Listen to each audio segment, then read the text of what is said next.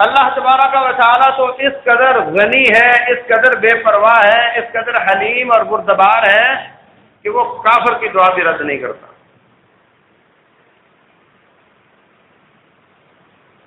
کافر کی بھی سنتا ہے، کافر کو بھی روٹی دیتا ہے، کسی کی روٹی بند نہیں کرتا، وہ اس کو گالیاں دیتے ہیں، ان کو روٹی کھلاتا ہے۔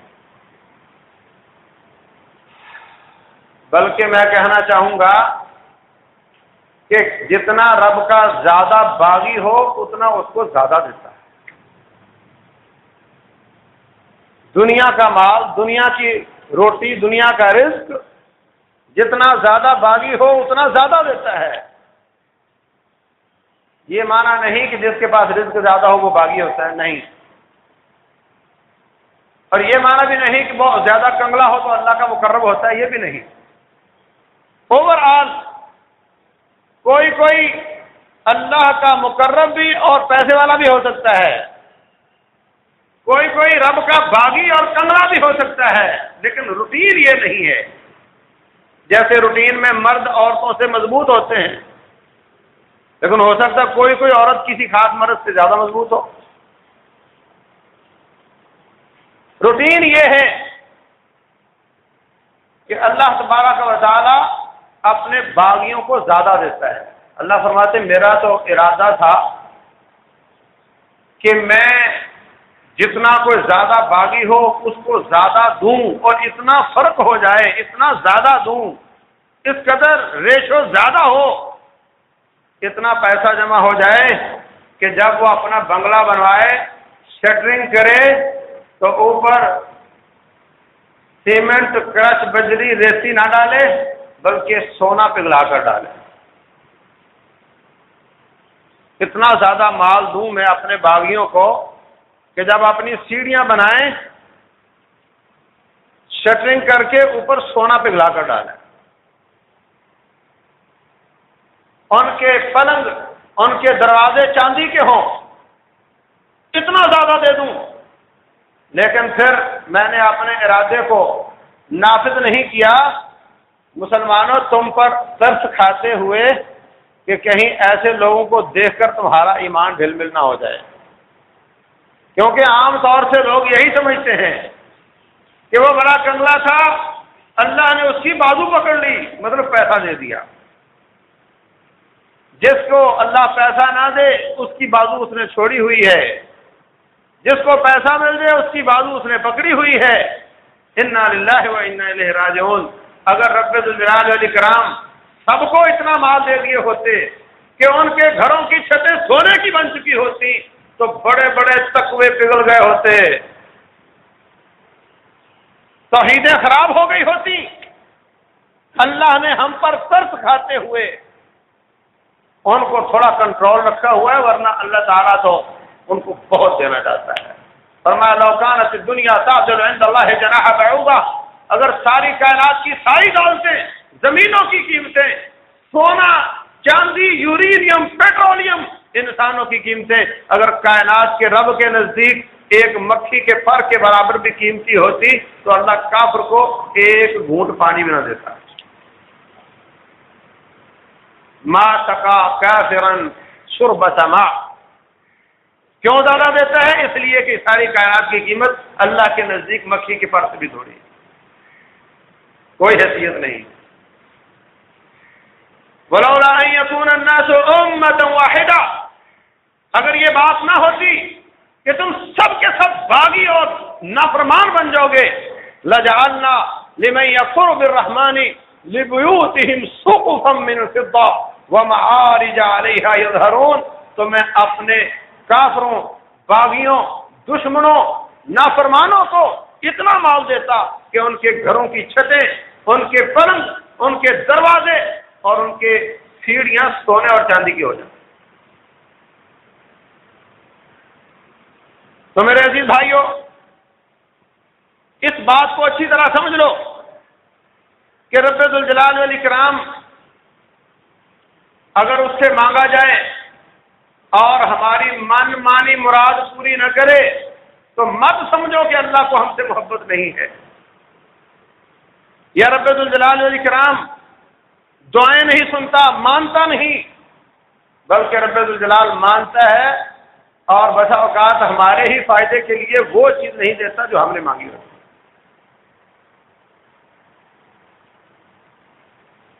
تو رب ذوالجلال بہت قریب ہے، اس سے بہت مانگنا چاہیے، اس سے مانگنا عبادت ہے۔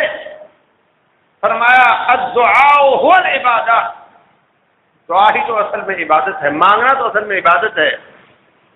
اور آپ اگر غور سے دیکھیں تو یہ ساری کی ساری عبادات اللہ تبارک و تعالی سے مانگنے کے بھیس ہیں۔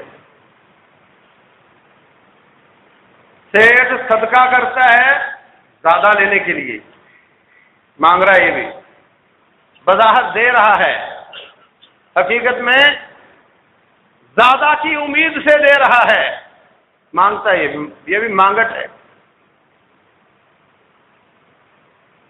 تن پر سفید کفن پہن کر رب کے در کے گرد چکر لگاتا ہے، یہ دراصل بکاری کا بھیس ہے، یہ مانگتا ہے۔ آپ کے گھر کے چکر کوئی لگائے تو کیا سمجھو گے؟ اس کو کچھ چاہیے ہے۔ یہ رب ذوالجلال کے گھر کے چکر لگاتا ہے، یہ دراصل بکاری کا بھیس ہے۔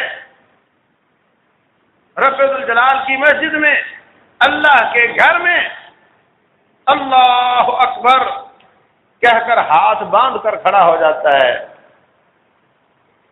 ہاتھ باندھ کر کھڑا ہو جاتا ہے اور منہ سے تعریفیں کرنا شروع کر دیتا ہے۔ الحمدللہ رب العالمین، اللہ سب سے زیادہ تعریفیں تیری ہیں، سب سے زیادہ تعریفیں تیری ہیں۔ جیسے کوئی بکاری آپ کے دروازے پر نوک کرنے کے بعد تعریفیں کر شروع کر دیتا ہے، آپ تو بہت اچھے لوگ ہیں، آپ کے در سے کبھی کوئی خالی نہیں گیا، آپ کا دیا ہوا ہی تو کھاتے ہیں، آپ کی تعریفیں شروع کر دیتا ہے۔ وہ بھی بکاری ہے اور اللہ کے گھر میں آ کر اس کا دروازہ نوک کر کے اس کی تعریفیں ہاتھ باندھ کر شروع کر دیتا ہے، پھر اپنی ذلت کی اس وقت انتہا کر دیتا ہے جب ٹانگیں اوپر اور ماتھا زمین پر لگا دیتا ہے۔ یہ اس کی ذلت کی انتہا ہے۔ فرمایا رسول اللہ صلی اللہ علیہ وسلم نے، اقرب ما یکون العبد الی ربہ فی السجود، بندہ سب سے زیادہ قریب اپنے رب کے سجدے میں ہوتا ہے۔ فاکثروا فیہا من الدعاء، سجدوں میں دعائیں زیادہ کیا کرو، فإنہ کامن ان یستجاب لکم، یہ زیادہ لائق ہے، زیادہ قریب ہے کہ اللہ تمہاری دعاؤں کو قبول فرما لے۔ اپنے آپ کو جتنا زیادہ ذلیل کرے اللہ کے سامنے، جتنا زیادہ گڑ گڑائے، کپ کپائے، تھر تھرائے، جس قدر زیادہ روئے دھوئے، اسی قدر اللہ تبارک و تعالیٰ کے قریب ہوتا چلا جاتا ہے۔ بس اوقات اس کا ایک آنسو اس کے اتنے فاصلے طے کر دیتا ہے کہ اس کو جہنم سے نکال کر جنت میں ڈال دیتا ہے۔ فرمایا رجل ذکر اللہ خالیا ففاضت عیناہ، آدمی اکیلا بیٹھ کر اللہ تعالیٰ کو یاد کرتا ہے، اللہ ہو نہیں کرتا۔ اللہ کو یاد کرنے کا معنی اللہ کی سطوتیں، اس کی قوتیں، اس کے کمالات، اس کے عذاب، ان سب چیزوں کو یاد کرتے ہوئے اپنی بے پائیگی، اپنی کمزوری، اس کو یاد کرتا ہے، کمپیئر کرتا ہے اور رونے لگ جاتا ہے۔ ففاضت عیناہ، اس کی آنکھیں آنسو بہہ جاتے ہیں۔ فرمایا اس کے آنسوؤں کی رب ذوالجلال یہ قدر پاتا ہے، یہ قدر اس کی ہے کہ قیامت والے دن ساری کائنات دھوپ میں ہوگی، سورج قریب ہوگا، 1 میل کا فاصلہ ہوگا، اور اس آنسو نکالنے والے کو رب ذوالجلال اپنا سایہ نصیب فرمائے گا۔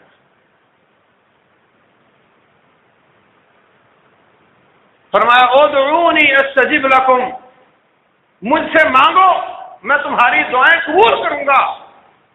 ان الذین یستکبرون عن عبادتہ، جو میری عبادت سے منہ پھیرتے ہیں، سیدخلون جہنم داخرین، وہ جہنم میں ذلیل ہو کر جائیں گے۔ آیت کا سیاق یہ بتاتا ہے کہ جو لوگ اے بندو مجھ سے مانگو میں قبول کرتا ہوں، جو مجھ سے مانگنے سے منہ پھیرتا ہے میں اس کو جہنم میں ڈالوں گا، لیکن یہ نہیں کہا جو میری عبادت سے منہ پھیرتا ہے، عبادت کو دعا کی جگہ پر رکھا۔ یہ آیت بھی دلالت کرتی ہے کہ مانگنا ہی اصل میں عبادت ہے، اور حدیث بھی بالکل صاف صاف ہے، الدعاء هو العبادہ، مانگنا ہی اصل میں عبادت ہے۔ ہر وقت مانگتے رہنا، اپنے آپ کو اللہ کا محتاج سمجھنا بہت بڑی عبادت ہے۔ فرمایا رسول اللہ صلی اللہ علیہ وسلم نے، نمک کم ہو جائے، نمک نہ ملے، گھر میں نمک نہ ہو، وہ بھی اللہ سے مانگو، اور اگر پاؤں کے جوتے کا تسمہ ٹوٹ جائے وہ بھی اللہ تعالیٰ سے۔ ہر وقت تصور یہ رہے کہ مجھے اللہ دے گا، میں اس کا محتاج ہوں۔ اس وقت اسباب غالب آ چکے ہیں، تسمہ ٹوٹ گیا، جاؤ جا کر لے آؤ بازار سے، اللہ کا تصور نہیں ہے۔ کچن میں کوئی چیز کم ہو گئی، پیسے لو بازار سے لے آؤ، اس میں کوئی شک نہیں کہ پیسے لو اور بازار سے لے آؤ، یہ اسباب ہیں، لیکن اس کے ساتھ ساتھ دینے والے کا تصور بھی رہے، اللہ تعالیٰ سے مانگا جائے، ہر بات میں رب ذوالجلال کی عظمت کا تذکرہ ہو۔ بچہ کوئی شکایت کرے مجھے یہ چیز چاہیے، اللہ دے گا بیٹے، ہم اللہ سے دعا کرتے ہیں اللہ دے گا، آئے گی تو پیسے کے ساتھ بھی، پیسہ بھی تجھے رب دے گا، تیری کمائی کے لیے طاقتیں بھی تجھے اللہ دے گا۔ ہر چیز کے پیچھے رب ذوالجلال والاکرام ہے، وہ ہمارا حامی و ناصر نہ ہو تو ہم کچھ بھی نہیں۔ دعا ہی اصل میں عبادت ہے۔ یہی وجہ ہے کہ قرآن حکیم میں بار بار اس بات کا تذکرہ کیا گیا ہے کہ غیر اللہ سے مت مانگو۔ جب افضل ترین عبادت رب سے مانگنا ہے تو یہ افضل ترین عبادت غیر اللہ کے نام مت رکھو۔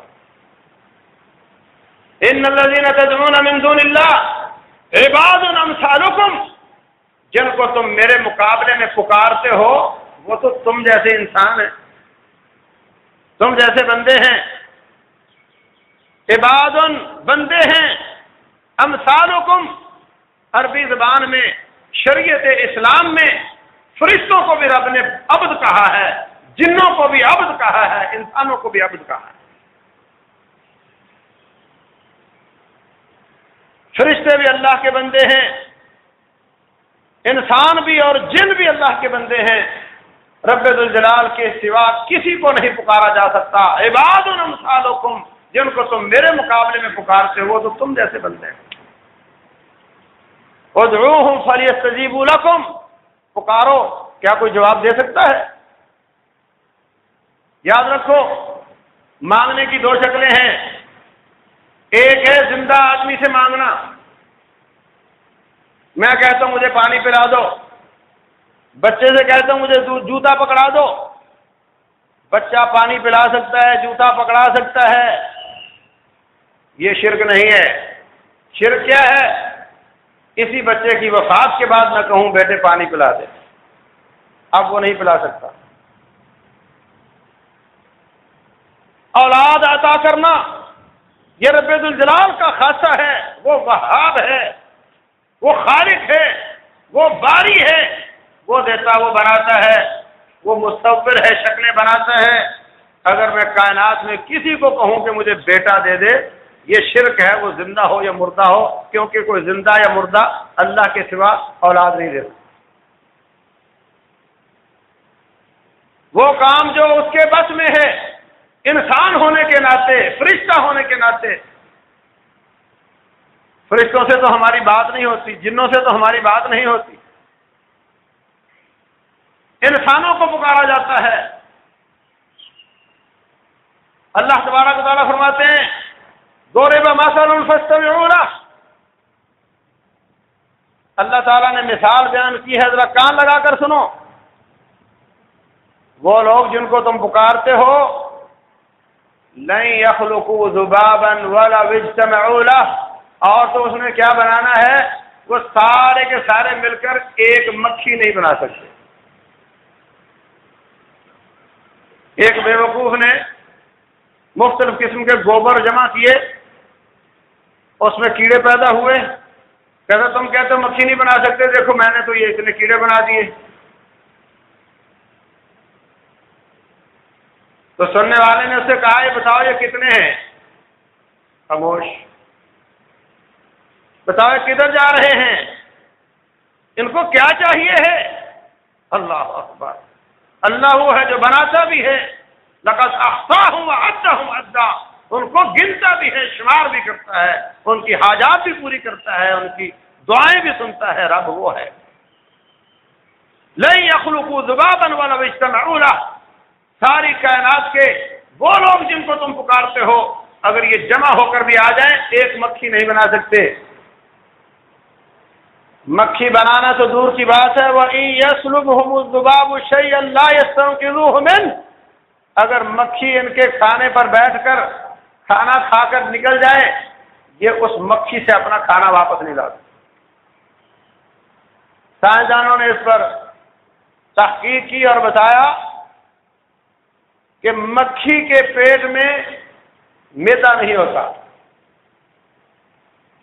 اسٹامک، کہ یہاں سے خوراک جائے گی وہاں جا کے ڈائجسٹو سسٹم ہوگا اور پھر وہ جسم کا جز بنے گی، نہیں، یہ جو اندر لے جاتی ہے وہ ڈائریکٹ جزو جسم بن جاتا ہے۔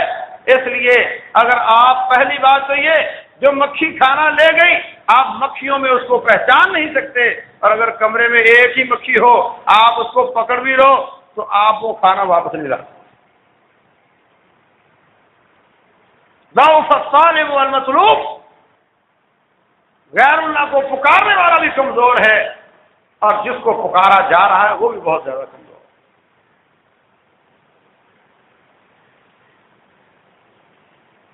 متعدد آیات ہیں، جگہ جگہ پر اللہ تعالیٰ نے اس بات کا رد کیا ہے کہ میرے سوا کسی کو نہ پکارو، میرے سوا کسی کو نہ پکارو۔ ایک آدمی کہنے لگا رسول اللہ صلی اللہ علیہ وسلم کو، ما شاء اللہ و شئت، جو اللہ نے چاہا پھر آپ اور آپ نے چاہا وہ ہوگا۔ فرمایا اجعلتنی للہ ندا، تو نے مجھے رب کا شریک بنا دیا۔ کہو ما شاء اللہ وحدہ، جو اللہ اکیلا چاہتا ہے وہ ہوگا، تو نے مجھے رب کا شریک بنا دیا۔ ایک اور آیا، کہتا ہے جی ہمارا دل چاہتا ہے ہم آپ کو سجدہ کریں۔ فرمایا لو كنت آمرا احدا ان يسجد لاحد لامرت المرأة ان تسجد لزوجها، اگر میری شریعت میں کسی کو سجدہ کرنا جائز ہوتا تو میں عورتوں کو حکم دیتا کہ خاندوں کو سجدہ کیا کرو، لیکن کسی کے لیے جائز نہیں۔ آپ کا نماز میں ہاتھ باندھ کر کھڑا ہونا اگر یہ اللہ کی عبادت ہے تو کائنات میں کوئی شخصیت ایسی نہیں جس کے سامنے ہاتھ باندھ کر کھڑا ہوا جائے۔ اگر آپ کا رکوع میں جھک جانا رب ذوالجلال کی عبادت ہے تو کائنات میں کوئی شخصیت نہیں اللہ کے سوا کہ اس کے سامنے جھکا جائے۔ جب آتا ہے روٹیاں کھانے والا تو اس کے سامنے ہاتھ باندھ کر کھڑا ہو جاتا ہے، اور جب مرتا ہے تو ہمیشہ اس کا دروازہ چھوٹا لگایا جاتا ہے۔ مسجد کے اوپر قبے کا دروازہ ہمیشہ چھوٹا لگایا جاتا ہے تاکہ جو بھی آئے وہ چاہے نہ چاہے رکوع کر کے جائے اس کو، اور رکوع رب کی عبادت ہے۔ اور آگے بڑھ کر باقاعدہ ماتھا ٹیکا جاتا، سجدہ کیا جاتا ہے، یاد باللہ۔ زندوں کو بھی سجدہ کیا جاتا ہے، مردوں کو بھی سجدہ کیا جاتا ہے رب ذوالجلال والاکرام کا، ان کو شریک بنایا جاتا ہے، اللہ کو چھوڑ کر ان سے مانگا جاتا ہے۔ یہ سب سے عظیم عبادت تھی جو اللہ کی ان کے نام لگائی جاتی ہے۔ تو میرے عزیز بھائیوں اور بہنوں، اللہ تعالیٰ کو شرک قطعاً پسند نہیں۔ ان اللہ لا یغفر ان یشرک بہ، اللہ اس بات کو کبھی معاف نہیں کرے گا کہ اس کے ساتھ شرک کیا جائے۔ ویغفر ما دون ذلک لمن یشاء، جو اس سے کمتر گناہ ہیں اللہ جس کو چاہے گا معاف کر کے جنت دے دے گا، جس کو چاہے گا سزا دے کر جنت دے دے گا۔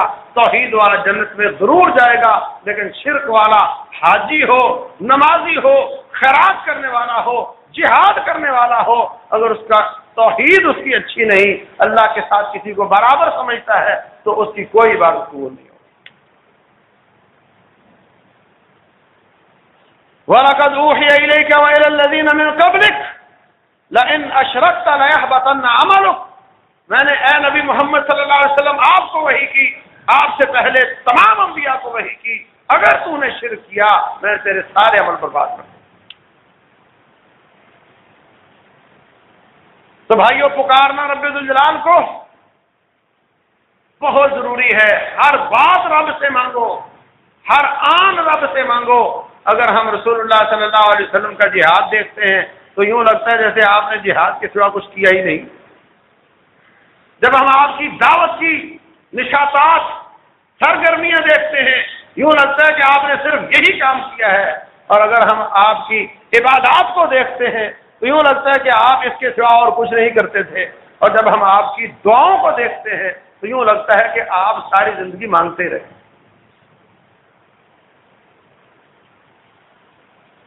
ادھر جانے کی دعا، ادھر جانے کی دعا، گھر آنے کی، نکلنے کی، بستر پر جانے کی، باتھ روم میں نکلنے کی، جانے کی، مرغ کی آواز سن لو، گدھے کی آواز سن لو، اذان کی آواز سن لو، تکلیف آ جائے، پریشانی آ جائے، مختلف قسم کے دم، مختلف قسم کے تعوذات، ہر وقت آپ مانگتے، ہر وقت آپ مانگتے۔ کبھی غور تو کرو، میں نے آپ کو بتایا تھا حصن المسلم چھوٹی سی جے-بی صاحب کی کتاب ہے، اس میں ساری دعائیں نہیں، لیکن اس کو دیکھ لو کہ آپ کے کس قدر زیادہ اذکار اور دعائیں اس میں موجود ہیں۔ رسول اللہ صلی اللہ علیہ وسلم کے روٹین کی دعائیں، بادل نظر آ گئے تو اس کی دعا، بارش شروع ہو گئی تو اس کی دعا، کسی نئے شہر میں گئے تو اس کی دعا، ہر وقت اللہ سے اتنا گہرا تعلق ہے، ہر وقت اللہ تعالیٰ سے مانگتے رہتے، مانگتے رہتے، مانگتے رہتے۔ تو میرے عزیز بھائیوں، کثرت کے ساتھ دعائیں کیا کرو۔ کان یذکر اللہ فی کل احیانہ، آپ ہر وقت اللہ تعالیٰ سے مانگتے، اس کو یاد کرتے رہتے۔ اور جو دعائیں ہوتی ہیں، پہلی بات تلوار ہاتھ میں ہو، دعا ہاتھ میں ہو۔ نمبر 2، مارنے کا ڈھنگ آتا ہو، دعا کرنے کا طریقہ آتا ہو۔ نمبر 3، کوئی رکاوٹ نہ ہو، تو پھر ٹارگٹ حاصل ہو جاتا ہے۔ دعا کرنے کا طریقہ کیا ہے؟ دعا کرنے کا طریقہ یہ ہے کہ سب سے پہلے اللہ تبارک و تعالیٰ کی تعریفیں کی جائیں۔ میں نے آپ کو عرض کیا دعائیں دو طرح کی ہیں، ایک ہے تعریف کی دعا اور ایک ہے مانگنے کی دعا۔ آپ کے دروازے پر بکاری آ کر کہتا ہے ایک روٹی کا سوال ہے، آپ گھر سے جاؤ گے ایک روٹی لا دو گے، اور اگر وہ بتاتا نہیں کیا چاہیے، تعریفیں کرتا چلا جاتا ہے، تو ہو سکتا ہے آپ 50 روپے دے دیں، ہو سکتا ہے 100 دے دیں، جیسے آپ کا دل آیا۔ تو جو ثنا کی دعا ہے، تعریفوں کی دعا، یہ زیادہ کارگر ہوا کرتی ہے۔ اور آپ غور کریں رسول اللہ صلی اللہ علیہ وسلم کی جتنی دعائیں ہیں ان میں اللہ تبارک و تعالیٰ کی تعریفیں کی گئی۔ اللہم، اے اللہ، یہ اللہ تعالیٰ کو پکارنا، اس میں اللہ کی تعریف موجود ہے۔ ربنا، اے ہمارے رب، اقرار ہے کہ تو ہمارا رب ہے، یہ اللہ کی تعریف ہے۔ اللہ کے ناموں کے ساتھ، رب ذوالجلال کی صفات کے ساتھ اللہ تعالیٰ سے مانگنا، پکارنا، دعا کرنا۔ وَلِلَّهِ الْأَسْمَاءُ الْحُسْنَى، اللہ تعالیٰ کے اچھے اچھے نام ہیں، فَادْعُوهُ بِهَا، اللہ کو ان ناموں کے ساتھ پکارا کرو۔ وَذَرُوا الَّذِينَ يُلْحِدُونَ فِي أَسْمَائِهِ، جو لوگ اللہ کے ناموں میں الحاد کرتے ہیں ان کو چھوڑو۔ تو اللہ تعالیٰ کی تعریف میں بہترین چیز اللہ کے نام ہے۔ ویکلی میگزین اللہ کے ناموں پر آڑی ٹیڑھی چیزیں بیان کرتے رہتے ہیں۔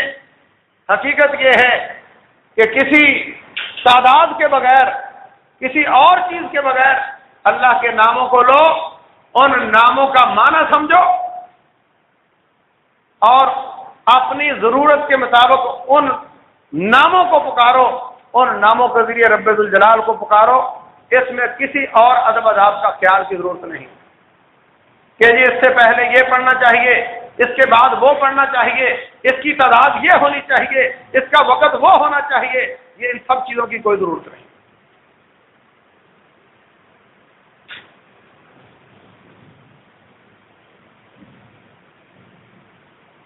تو میرے عزیز بھائیوں، اگر آپ دیکھتے ہیں آپ کو اولاد چاہیے تو آپ کیا کہو گے؟ اے وہاب عطا کر دے، اے خالق عطا کر دے۔ اللہ کا نام ہے عزیز ذو انتقام، اللہ بہت زیادہ انتقام لینے والا ہے۔ تو کیا کہو گے؟ اے اللہ میرے دشمن سے انتقام لے لے۔ یہ تو نہیں کہہ سکتے کہ اے انتقام لینے والے میری مدد کر۔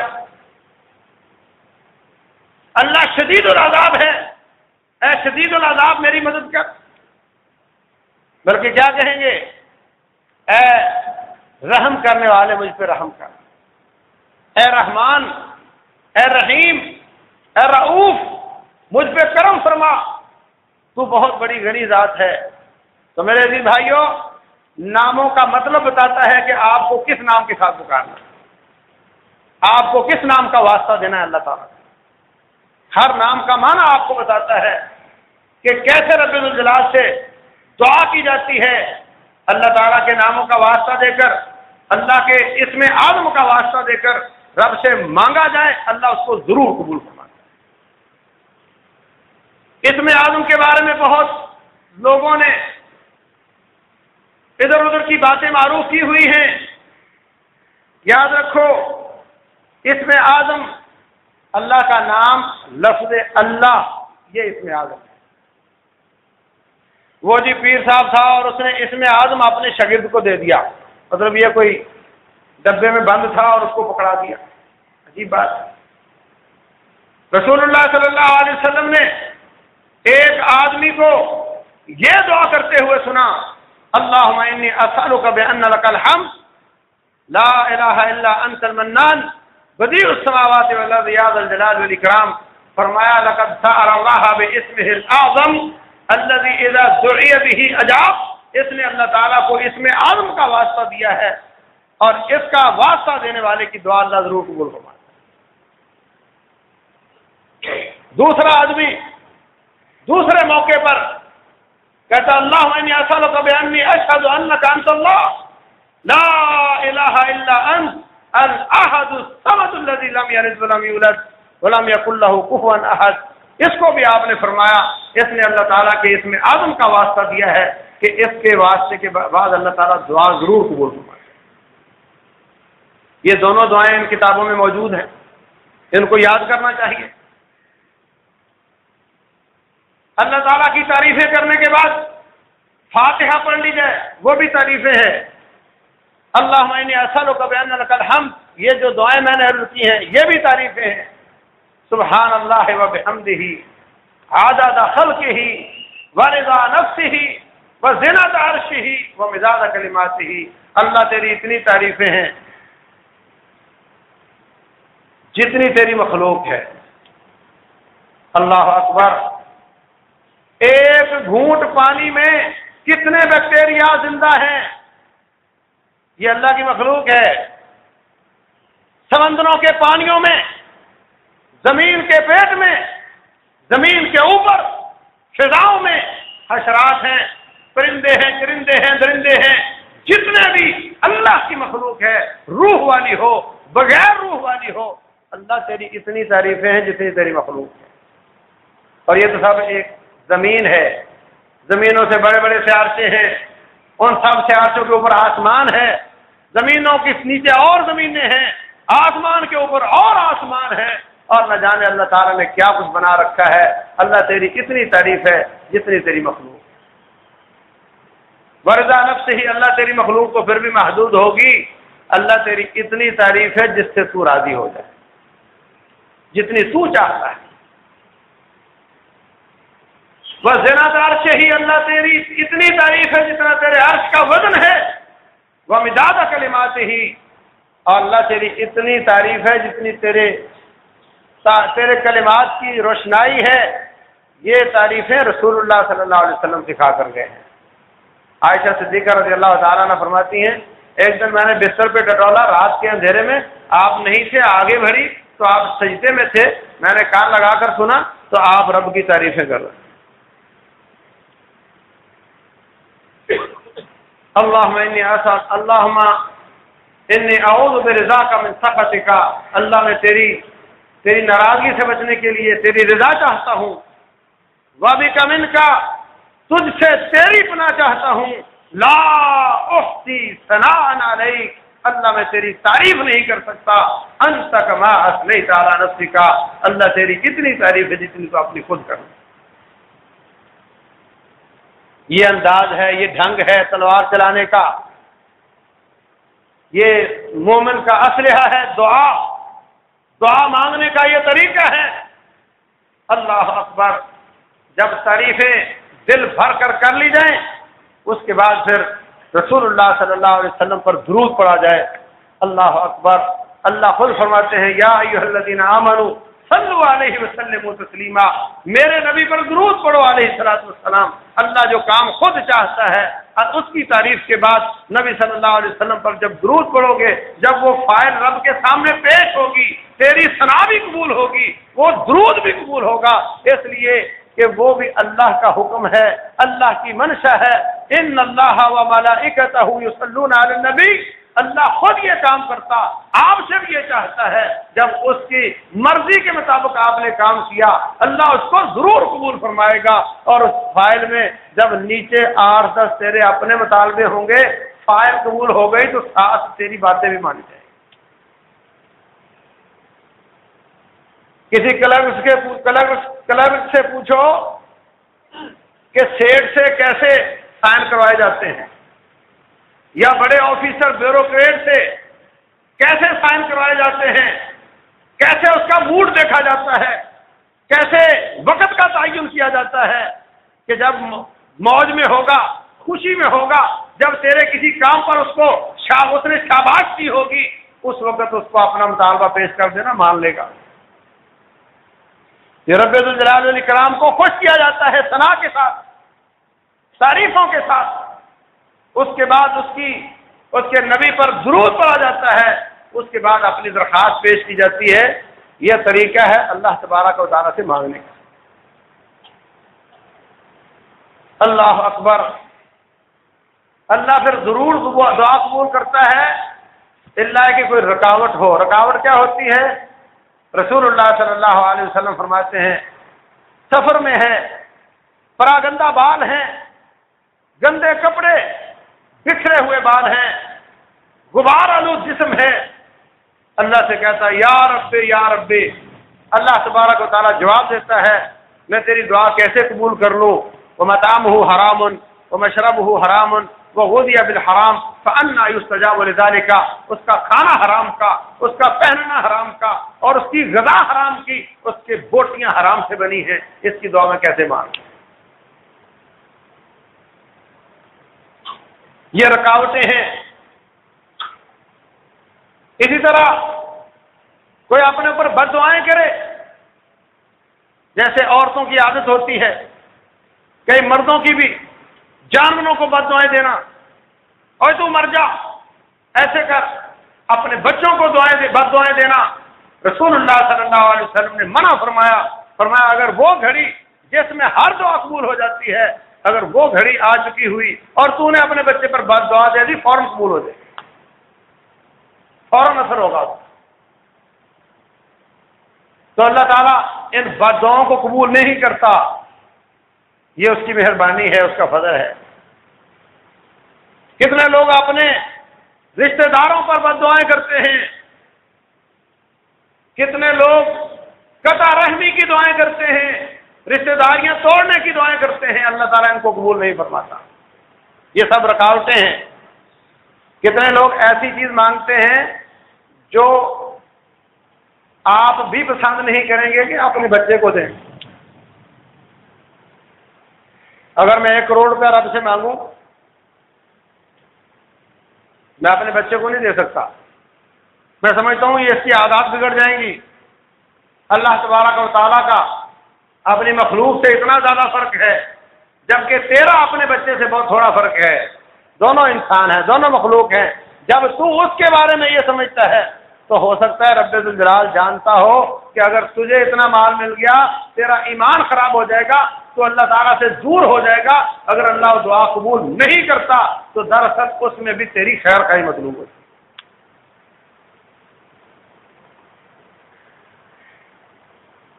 تو میرے عزیز بھائیوں، دعا ضرور قبول ہوتی ہے، چاہے اللہ تعالیٰ فوراً دے دے، چاہے رب الجلال اس کی وجہ سے آئندہ کی کوئی تکلیف رفع کر دے، اور چاہے قیامت والے دن دے دے، اللہ دعا ضرور قبول کرتا ہے۔ اس پر مزید بات انشاءاللہ آئندہ ہوگی۔ اللہ تبارک و تعالی جو میں نے عرض کیا سمجھنے اور عمل کرنے کی توفیق عطا فرمائے۔ وما علینا الا البلاغ۔